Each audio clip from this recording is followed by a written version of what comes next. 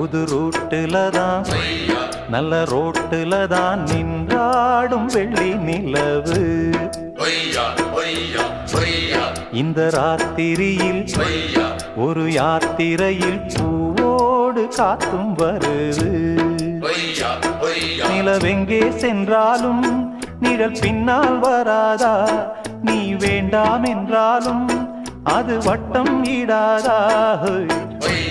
புது ரூட்டுல தான் நல்ல ரோட்டுல தான் நின்றாடும் வெள்ளி நிலவு. இந்த ராத்திரியில் ஒரு யாத்திரையில் பூவோடு காத்தும் வருது.